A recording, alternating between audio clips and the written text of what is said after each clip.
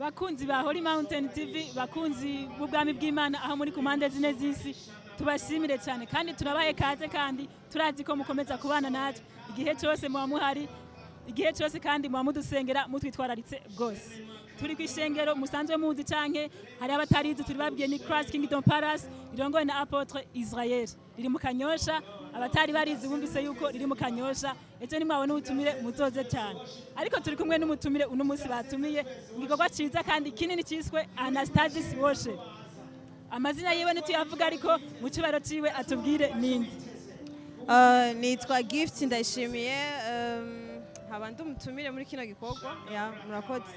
Mwavyumvise yitwa Gift.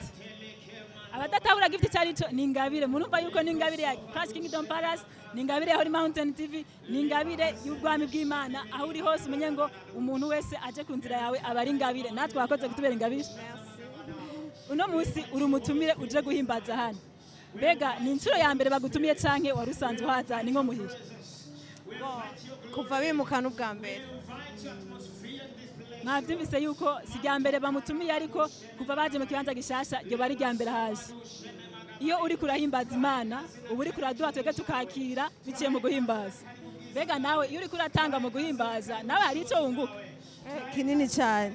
Nije mbanza guhezagirwa imbere yuko muhezagirwa.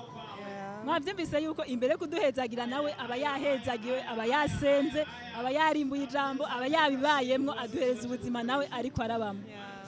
Uyu mutima kugendera abandi mugafashanya mu bikorwa nk'ivyo guhimbaza Imana, woba usanzwe uja n'ahandi gufasha abandi canke aba nibo bonyene ugendera?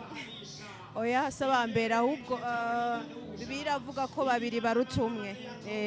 Rero gushigikira n'igikorwa ciza, kandi nanje naje kwakira sinaje gushigikira gusa.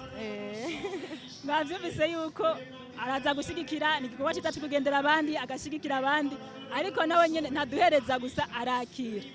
Ibikorwa nk'ibi birabasaba uburyo, birasaba amafaranga, bikabasaba umwanya, ariko muravye uburyo bibasaba namwe ntagiye mubona yuko biriko birabavuna mwumve ko mengo nyene mwogarukiriza ngaha bijya mwaduhaye tukabandanya bijya gusa. Reka dakwereke mu bisanzwe ikiguzi nta kintu na kimwe twogereranya n'ikiguzi umwami yaduhaye.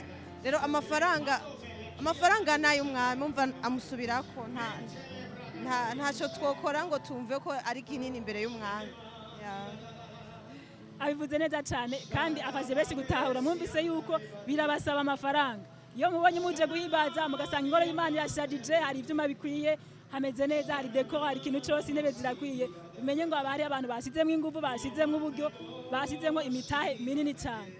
Rero amafaranga yabo ntabwo ari guhomba, barazi yuko amafaranga bafise n'ay'ubwami. Nawe aho uri amafaranga ufise umenye ngo nayiwawe n'ivyo mugabo siwe gusa yiwawe ariko n'abandi barayakeneye kugira ngo nabo bwami bw'Imana ijambo ry'Imana ribashikire byaciye mu biganza bya ko hari impamvu amafaranga Imana yacishije mu biganza byabo. Rero mwumvise ko nawe avuga ati amafaranga dufise n'ay'umwami, turakorera umwami mu buryo bwacu. Urafise abagenzi bawe baratandukanye, kumbure hari abari kure n'abari hafi.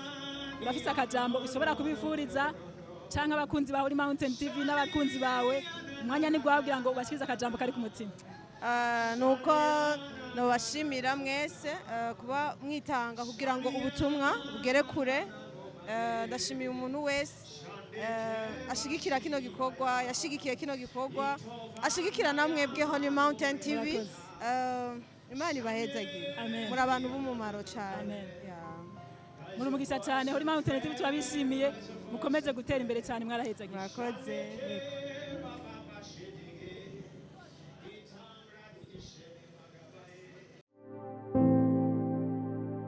Holy Mountain TV.